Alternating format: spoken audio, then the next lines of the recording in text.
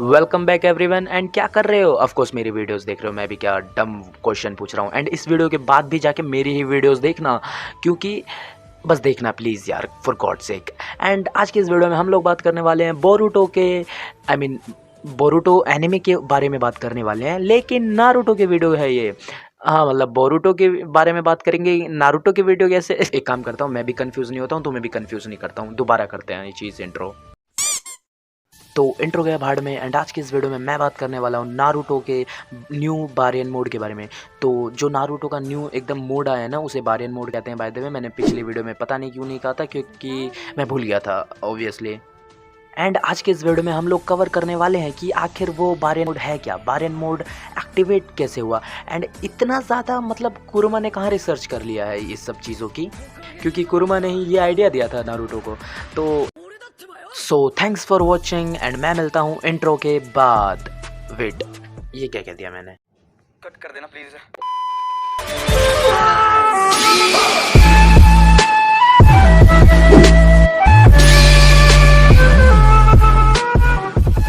आज की इस वीडियो में जो चीज़ बात करने वाले हैं उस पे आ जाते हैं।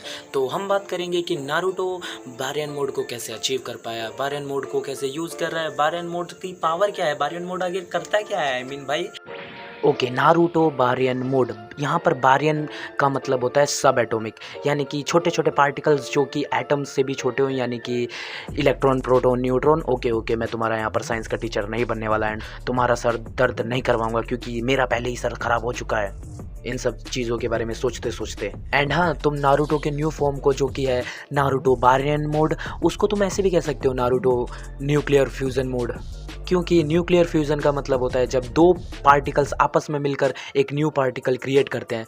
एंड ये सारी चीज़ें बहुत ज़्यादा छोटे लेवल में होती है, यानी कि बताया ना, एटम से भी छोटे, एटम से छोटे, बहुत छोटे, यानी कि। एंड दो पार्टिकल मिल रहे हैं तो बहुत ज़्यादा हीट भी निकलेगा ऑफ कोर्स। एंड इसी सारी चीज़ों के कारण इसको न्यूक्लियर फ्यूज़न कहते हैं। एंड मतलब मान लो बॉम्ब ही बना रहे हो तुम यहाँ पर। ओके, अब साइंटिफिक चीज़ों से हटकर एनिमे पर भी आ जाते हैं। तो एनिमे में नारुतो का जो सारा चक्रा है एंड कुरोमा का जो सारा चक्रा है, वो चक्रा पार्टिकल लेवल में एक दूसरे से टकरा रहा है, जिसके कारण बहुत ज़्यादा एनर्जी निकल रही है। एंड मान लो एक तरीके से कि नारुतो एंड कुरोमा मिलके बहुत बड़ा बम बना रहे हैं। मतलब किसने सोचा था कि मेरी सारी की सारी जो साइंस की नॉलेज है वो इस चीज़ में काम आएगी, कि अपनी साइंस के बदौलत मैं उस चीज़ की पावर का एक एनालिसिस करूँगा। Isn't that crazy? ओ भाई साहब, मतलब मेरे साइंस के टीचर को प्राउड होगा मुझ पे आज तो। एंड इतना सब सोचने के बाद मेरे माइंड में बस एक ही चीज़ चल रही है कि कुरुमा को इतना सारा टाइम कैसे मिल गया इतना ज़्यादा फिजिक्स पढ़ने का। मेरे ख्याल से जब नारुतो हिनाटा के साथ बायोलॉजी पढ़ रहा था तो कुरुमा इरिटेट होकर फिजिक्स पढ़ने लगा एंड पीएचडी भी कर ली उसने, क्योंकि कुरुमा ही है जिसने सारा का सारा बारियन मोड वाला प्लान नारुतो को बताया। वो नारुतो जो कि कुछ टाइम पहले जीगन से बहुत बुरी तरह पिटे जा रहा था एंड जीगन के सारे रॉड लिए जा रहा था अपने अंदर। वेट, ये गलत साउंड तो नहीं कर रहा ना? एंड जैसे ही वो बारियन मोड में आता है, लिटरली सास्के भी पागल हो जाता है कि इतना ज़्यादा चक्रा कहाँ से आ गया बे तेरे पास, मतलब चक्रा की दुकान लगा रखे हो क्या किसी? एंड वहाँ पर बोरुटो के भी होश उड़ गए हैं एंड इतनी बुरी तरह से उड़े हैं ना, तो you know what I mean. वो तो पता चल गया कि नारुतो का बारियन मोड बना कैसे, बट मैं अब बताऊंगा कि वो काम कैसे करेगा, जो कि कुरुमा ने खुद अपने मुंह से बता रखा है मांगा के अंदर। तो तुम मेरे मुंह से भी सुन सकते हो अगर सुनना चाहो तो जैसा कि मैंने अभी बताया कि नारुतो एंड कुरुमा का चक्रा आपस में बहुत छोटे लेवल में टकराया जा रहा है, जिसके कारण बहुत ज़्यादा एनर्जी निकल रही है। एंड अगर वो जीगेन को टच करता है, बस टच करता है, इतना बोल रहा हूँ, ये भी नहीं कि पंच मार रहे हैं, बस टच करना है जीगेन को या किसी को भी, वो टच करेगा किसी अदर लाइफ फोर्स को जिसके अंदर चक्रा है, तो जो रिएक्शन नारुतो एंड कुरुमा के बीच में हो रहा है पार्टिकल लेवल पे, अगर उसमें कोई और टांग अड़ाने आया ना, तो उसके साथ भी वो रिएक्शन होगा। एंड तुम्हें पता है कि जीगेन के पास सिर्फ मुश्किल से 2 दिन बचे हैं, जिसके कारण वो जल्दी जल्दी करना चाहता है एंड कावाकी के ऊपर वापस एक कर्मा डालना चाहता है।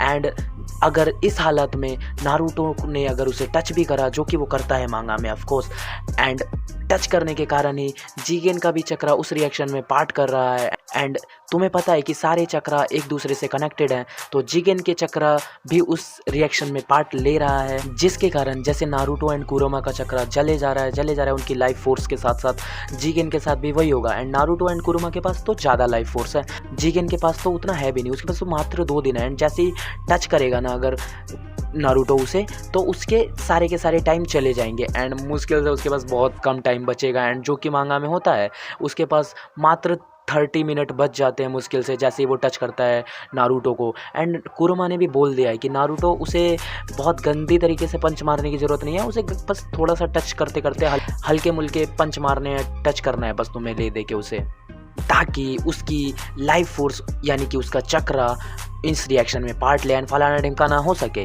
तो तुम्हें ये पता चल गया कि उसका पावर बना कैसे, काम कैसे करेगा। बट यहाँ पर एक सबसे बड़ी दिक्कत पता है क्या है कि यहाँ पर कोई भी मर सकता है उन दोनों में से। लाइक जिगेन की तो बुरी हालत हो रही है, बट मैं बात कर रहा हूँ नारुतो की एंड कुरोमा की, क्योंकि लाइक उनकी जो हालत है ना वो बहुत ज़्यादा बुरी है।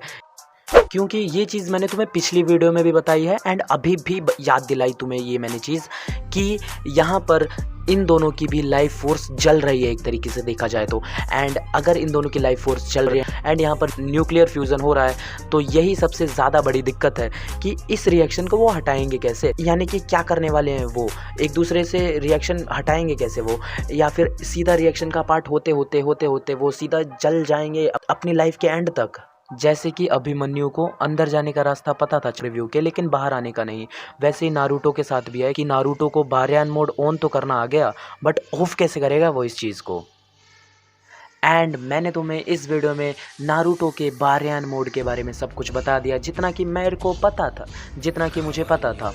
एंड हाँ, मैंने कुछ स्पॉइलर भी दिए हैं छोटे मोटे, आई मीन उसके पावर के बारे में डिस्कस करेंगे तो थोड़े से तो स्पॉइलर लेने पड़ेंगे ना तुम्हें। एंड अगर तुम्हें वीडियो अच्छी लगी हो तो सब्सक्राइब कर देना एंड वीडियो को लाइक कर देना एंड शेयर कर देना सब कुछ। एंड मैं मिलता हूँ नेक्स्ट वीडियो में, तब तक के लिए